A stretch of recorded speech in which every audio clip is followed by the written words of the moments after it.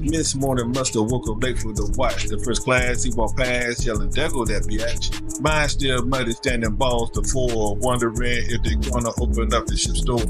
Jody's at my crib like he's paying the lease, sliding through the back door while I'm fighting for peace. The girl needs some bread, you know I can't be reached. Around the world with my secret, sipping yak at the beach. Lost count on nights where we drank to forget the brotherhood so deep, telling life of regrets. Revs at 6, the pipe sounds so cold. Another day, another journey, just a test for your soul. In each company, I don't care what era it is, you're always going to have this guy. It doesn't matter. You're going to always have that guy right there. And we had one as well. And he happened to be from Chicago. I'm not going to mention his name. Hope he's, living his life and doing well. But he was, he constantly messed up. They gave him a nickname, and I'm not going to say the nickname because nowadays it's derogatory. Okay, but back then it was common practice to say these things. Okay, so I'm not going to say his name. I'm not going to mention his name, but he was from Chicago. He was from the Chi, and he used to mess up constantly. I mean, what's your left? Do you know your left from your right? All of that. He couldn't get it right, And we had came to a realization that we need to adjust him. Okay, make that adjustment. Okay. So what happened was we got a couple guys together and we took them into the coat room. And inside that coat room, we tried to give him some encouragement. All right. Out of everybody that was in there, guess who he singled out? Yours truly. Okay, so he went back and told. When they confronted me about the encouragement that we offered him, I was like, hey, to the end, to the end. Well, it only takes one person. And I'm not going to mention this individual name. I remember his name vividly. I can still see his face to this day. He was actually, you have different positions in boot camp. RPOC, A-Rock, Master at Arms. RPOC is the recruit chief. He's like the overall person supposed to be in charge. A-Rock is the assistant. Master at Arms. Then you got port watch, and then starboard watch. Okay, it just helps you get used to the lingo and terminology on how things operate in the Navy. Okay, and these are all actual recruits like myself. One of them actually told and said, yes, he did do that. Neglect the fact that they also was implemented in the adjustment. So when they came to me and said, well, we know you was a part of that, who else contributed to the adjustment? I don't know what you're talking about. Okay. So what happened was they kind of wrote me up and sent me down to talk to the officer in charge. Okay. Little bitty lady, but very strong, very stern, had me at attention, and she is reading me the riot act. This is not a becoming of a potential sailor, United States sailor. You should, conduct yourself with honor, courage, and commitment. And she went, read me the riot act, and I sat there. So this is what they thought was going to happen. They thought that she was going to chew me out, have me do some exercise or run around the base or something of that nature for, the award, because you don't get punished in the military, you get awarded these things. So that was my reward. Okay. That's what my petty officers in charge thought was going to happen. So when I'm standing there at attention, she asked me, she said, Seaman recruit, if I was to send you back, because this is like, let me start that part over again. So this is 3 weeks prior to graduation. Okay, so all the rest of the stuff, this happened 3 weeks prior to graduation. So She says, if I was to start you back to your P1 day 7 weeks back, do you think you could go through boot camp again? Now, I had a lot of stuff going through my head at the time. And what did I reflect back on?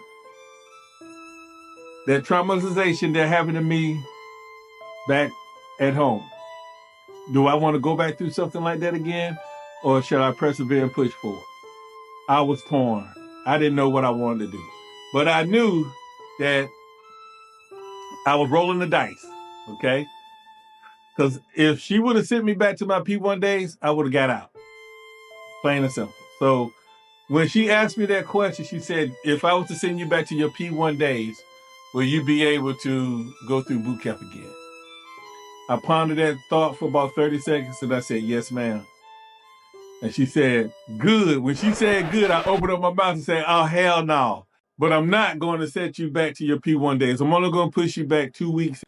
I'm going to make you do service week over again.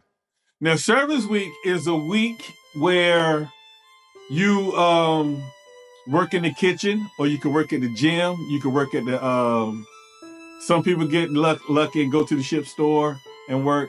But you're just basically working that week to provide additional help for the people at the at Great Lakes. Okay, it's called Service Week.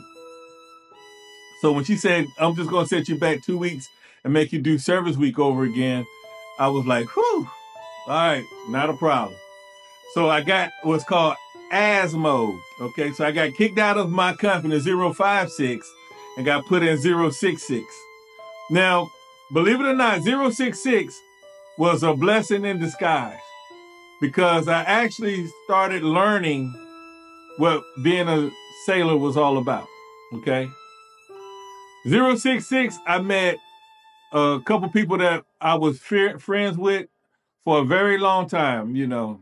And through the course of time, you meet a lot of people, you stay within contact, you stay within friendships, and then unfortunately, you lose touch of them, you know. Thanks to Facebook and all of the other apps and stuff, you can somewhat kind of find one another. But I have yet to find this person that I'm about to talk about. So I get Asmo back to service week. I had to work in the kitchen, okay, and they put me in the grinder. And if anybody remember what the grinder was, it's basically what the dishwasher.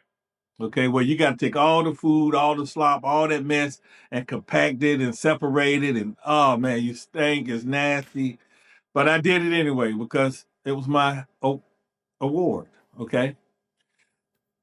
And when I get into that class, the chief petty officer tells me straight up, he says, you are further advanced than where these guys are at. So you don't tell them what's coming up. You just hang tight with us until we get to that level, and then you continue on with your training. He was cool guy. He was an aviation boatswain mate. I do remember that. I don't remember his name, but I know he was an aviation boatswain mate. And he was funny. Man, when I say he was a cut up, he had this thing that he would like make us do push-ups and exercises, but it was the way he would make us do it. Okay. So he'd come to me and was like, hey, where you from? I was like, North Carolina. What part of North Carolina? Raleigh, North Carolina. I hate people from Raleigh, North Carolina. Drop. I know it sounds stupid, but now you start to do push-ups. You doing push-ups. Here, walk to the next person. Where are you from? And so the guy that I'm about to talk about, he's from Chicago, he's Jamaican, and his first name is Boston. Okay? We're going to call him Boston. So he was like, where are you from? Chicago. What part of Chicago? South Side. I hate ML from South Side Chicago. Drop. So he's right beside me. And I look at him, he looks at me, and we like, so we're in a down position because he hasn't told us to begin yet. So he's dropping people, you know, go down, a couple more people, drop. So we finally all in the down position. And I look over at him, I'm like, man, this is crazy. He's like, I know, right? We ended up being on the same ship together. We ended up being, our first 4 years, we ended up, you know, 3 years we were together. And like I said, his name was Boss. So we're in a down position, right? So he says, up, begin, down, up, down, up, down. So we're at like we're doing these push-ups, and we're probably at number 40, 45. And then he asked somebody, he said, how old are you? 18. Begin. 19, 20, 21, 22. So we did that. Man, we had to do at least 100 push-ups that day. Okay. Crazy times. It's fun times, but crazy times. But now the one thing about this company, we jailed very fast. You know, we helped one another out. With the first company, everybody was about themselves. This company, it was about teamwork. Okay, so we was literally helping each other. You know, when people was deficient on something, we would fall back to help them on the run, help them with the PRT, help them with the workouts, help them in the classrooms. We were helping one another out the entire time. So that's where we actually jailed at. You know, so even though I got sent back to that company is what, got me through. Now, I told you that our company commander, he was a comedian. He was hilarious, but he was strict and stern, okay? But what happened was, I'm in boot camp during this time when March Madness, I'm a huge basketball fan. College basketball, North Carolina Tar Heels, 1993. Shouldn't have to say any more about that, but for all the people that's not basketball fans, this is 1993 when North Carolina played Michigan for the national championship. He's kind of giving us updates on what's going on with the NCAA tournament. And so by me being from North Carolina, obviously I told him I was a huge Tar Heel fan. So as the tournament progressed, he would say, yeah, y'all guys made it to the next round. He would give us little updates, but he wouldn't tell us nothing else. It was like, yeah, you guys made it to the Sweet 16. I mean, you guys made it through the weekend, so you guys made it to the okay, so you guys now in the Elite Eight, okay, so you guys are in the Final Four. So he's telling me this stuff right here. But he was a Michigan fan. So this was the era of the Fab Five. It was Ray Jackson, Jimmy King, Jalen Rose, Chris Webber, and Juwan Howard. That was their team. I was all for that Fab Five because it was an era in the 90s, it was about that unity and everything like that. And they was against the establishment. They had everything going on, that swag, how we all were in our younger days. I was a Fab Five fan. Tar Heels first, Fab Five second. North Carolina's starting five was Eric Montross, Donald Williams, Derek Phelps, George Lynch, and Brian Reese. What a game. So let me explain to you how it all went down. So he come in, he tells us that the Final Four, we made it to the Final Four. And I can't tell you all four teams. I know Michigan was on one side, Carolina was on the other side. He's a Michigan fan. I'm a Carolina fan. So with that being said, he's talking junk. I can only talk a little bit before he'll drop my behind. Once again, what you say? Drop. Push-ups, So I had to be a little quiet, take it. You're right. Yep. Mm-hmm. You're right. Yep. But in the back of my mind, like, please let us get to the championship game. Lo and behold, we get to the championship game. Okay. And we're playing Michigan. So the night before, he was like, I'm gonna tell you something. He said, if Michigan lose, you're gonna have a price to pay. That was the longest day in boot camp for me. Okay, why? My team is playing for the national championship, and I can't even watch it. I have no idea what's going on. At this particular time, there's no way to be, we don't know anything, don't know what's going on. So I'm just rolling. Reveille comes the next morning. The commander walks in. He makes a beeline straight to me. And he says, Seaman recruit, drop. When he said that, I let out the biggest yell because I knew right there, yeah, we had won. I was so excited. He made me drop and start doing push-ups. So now I'm doing push-ups. I end up doing 77 push-ups, okay? Just a random number. When I got to 77, he told me to recover. He said, recover. So I recovered. Now, the rest of that day was kind of like a blur because I don't know, I did 77 push-ups. Okay, whatever. I did 77 push-ups. But the thing was that throughout the day, it was just a normal day. He didn't say anything. He didn't, it was just like we were doing whatever we were doing during boot camp at that particular time. He had watched that night, so our company commander was there the entire night. He spent the night at the because he had watch basically. That's what it's really called. It's called watch. So he's in charge of the whole building that night. So what happened was he told the night watch. It was about 10 o'clock at night. He said, "Go wake up Arrington." So the night watch comes with the flashlight. He finds my rack and wakes me up. I was on the bottom rack. He wakes me up. He says, "Come, the commander wants to see you." I'm like, he wants to see me. Why? What did he want to see me for? I'm thinking like now, you automatically feel like you're in trouble. I'm like, what did I do? What did I do? What did I do? So I'm basically in a flash trying to relive the entire day's events and see what I did wrong. Told you I had already got ASMO to this company, so I was on. I was, the good guy. I was done with all of that, that foolishness that got me set back 2 weeks. So I'm like, okay, well, what did I do? What did I do? I'm thinking, like, I don't know. He just told me, come on down. So I put on my clothes real fast and everything, and I run down, I knock on the door. He says, come on in. So I come in, senior recruit reporting his order. He says, at ease. And when he says at ease, he says, have a seat. So I'm getting ready to go sit in the chair. He said, no, have a seat on the couch. So I have a seat on the couch, and he takes out this VHS tape. Okay, for you young ones, this is called a VHS tape, and we have what's called a VHS recorder. Okay, so he takes out this VHS tape, and he looks me dead in the face without blinking an eye, no smile or anything. He says, "If you tell anyone back upstairs, I will set your ass back to your P1 days, and then find a way to kick you out of my Navy. Do you understand?" I'm still tripping. I'm like, yes, sir. He sticks the VHS tape in, and lo and behold, it's the game. So he let me watch the game that night.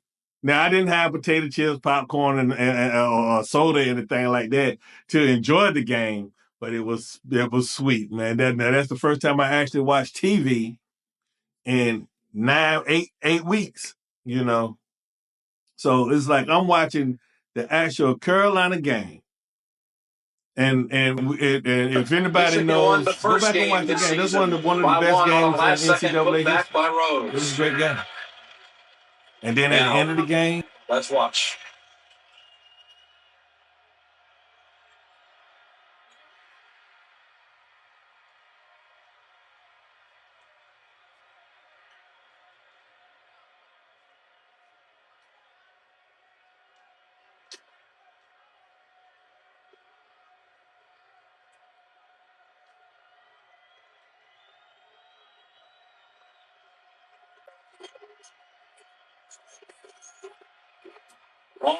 Until the time, Michigan have to bring it. Oh, the referee missed it. Weber brings it into the front court.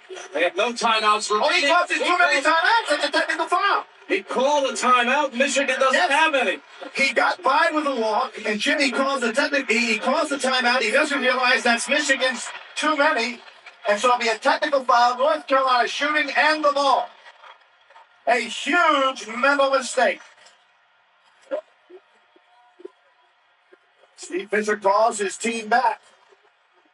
If this, you hate to even harken back to 82, but there was a mistake, a mental mistake at the very same point of the game between Georgetown and North Carolina in 1982.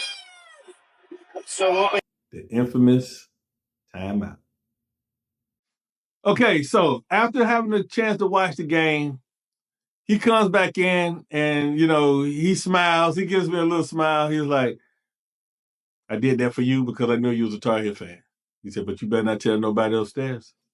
This stays between me and you. You got that? I said, roger that. Not a problem.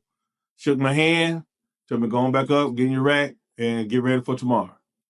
So I was just like, now, mind you, the night before I couldn't sleep because of the game was being played. Now tonight I can't sleep because I'm reliving everything that I just saw, and I can't tell nobody until now. I couldn't tell anyone. So with that being said, we moved on towards graduation. Graduation comes. My father shows up for graduation. I think my mom, there was something going on with my mother at the time, so she wasn't able to attend. But they also recorded the graduation, so I was able to purchase that graduation, and so she watched it on the VHS tapes. Okay. But when my dad showed up, my father, he's a driving beast. He's a driving machine. To this day, he's a driving machine. He will drive all the way to New York City, turn around and drive back, and won't miss a day of work. That man is amazing. Love him to death.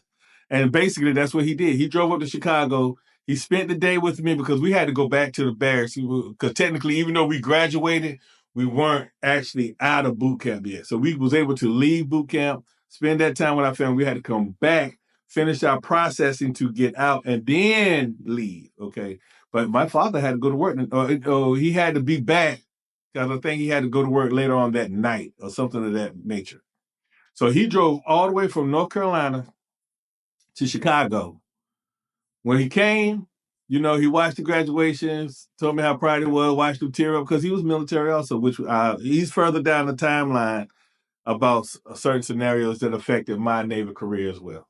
Okay, so, but he's tearing up. First time I seen my father cry. So he's tearing up and everything. And my brother, I don't know where he was at. He was out doing something, so he never showed. He didn't come to the graduation either. But lo and behold, he got a hotel room. So when we left off the base, we went to the hotel. We stopped by someplace and we got a pizza. And I remember that. And he brought the VCR and a VHS tape. And guess what he brought up? He brought the game. Now, he don't know that I actually watched the game. So what he brought it was a surprise for me. He bought a 6-pack of beer, his own VHS tape with the hookups to plug into the TV, and the game. So sweet. Loved it. So I didn't tell him that I watched the game already. I watched it and kept the same excitement. Yes, Pop, I saw the game before you actually brought it. But I do thank you for bringing it, though, because it was still good to watch again. It was still just as sweet, but I knew the outcome. But I played it all. I watched the whole game with excitement and joy because, for one, I'm watching it with my dad. And for two, I'm having a beer for the first time in 12 weeks. Okay. So one can already had me a little buzz, whatever. So we knocked down. I knocked down 2. He kept the rest. We ate the pizza. We watched the game. We enjoyed it. We laughed. We talked about boot camp. We talked about all the things that I learned. I learned this, Dad. I learned that. He's excited for me and everything. So we just hung out at the hotel because, like I said before, he had to get ready to leave the next day. So, he drove me back over to the boot camp side, hugged him, dapped him up and everything. All right, Pop, I'll catch you later because I was planning on, I couldn't go home because I had to go across the street and start my my jobs program. And then after that, run into my A school. Okay, which I didn't know at a particular time because I didn't select the job. All I knew was I was going through the jobs program. But the job that, once we talk about that I ultimately selected, the A school started like that Monday. So I didn't really have time to, so I went from boot camp to the jobs program, from the jobs program to that A school. And that A school lasted 11 months. Okay, so I didn't go home. I didn't get back to Raleigh, North Carolina until almost a year and a half later. Okay. So with that being said, that was the journey for boot camp. I hope you guys enjoyed it. It was a great time. I learned a lot, done some bullheaded things, got a chance to meet one of my dearest friends. And sadly, I no longer have contact with him. So Boston, if you see this video, reach out. Hit me in the comment section, my man. If anybody know Boston from Chicago, Jamaican brother, let him know that I said, hey, what's happening, and to reach out to me. Okay, but that was the end of boot camp. And we stayed together. Boston and I we went to our first duty station, which later on down the timeline, we was together for 2.5 years before I had to leave. Okay. So with that being said, guys, I greatly appreciate you sticking in, tuning in. I told you it's going to get better. It's going to be better. As if the memory refreshes in my mind, the storyline is going to get better and better and better. Okay? So with that being said, that concludes boot camp. And we are going across the street to the jobs program. Now, this is going to piss you guys off a little bit. Okay? But the jobs program was good. And then we'll go from there. All right, so as usual, you guys riding with the train. One love. Rank on my sleeve, but it goes unseen. I was young, I was raw, now I walk like a king. I'm the story they ain't telling in the vid. I'm the truth from the hole they tried to hid. Honor, courage, commitment is what I gave through every storm that I hit. I stood strong and brave. Now I spit what I live without the fame. This ain't for clout, it's all on me. It's just the A-Train name. We're all here to make sure that everyone's successful. You come together and become a team. It definitely creates one foundation.